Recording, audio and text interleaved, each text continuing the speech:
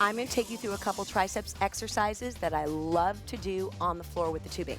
So go ahead and cross over your tubing in front of you, grab it on the handles, and start doing kickbacks. So notice my chest is out, my shoulders are not up, and all I'm doing is a kickback. I'm starting at the hips and releasing back. It's really important to go to full extension. Stick out that chest and press. Then I'm going to hold it there and do a few rear delt compressions, but you're still going to feel it in the triceps. So go ahead and push it, and then we're going to change positions completely. Wrap that tubing up until you feel like you've got a good amount of pressure. Feet still stay together, elbows on the floor, and all you do is close the door. You hear that? I'm pushing down. The harder you push, the better. Stick the chest out. This is a great triceps exercise, but it's also pretty good for the core because you're stabilizing with the legs. Give me a couple more. Hold the arms down, squeeze the back of the shoulders to the ground. Let's go ahead and kick it on up.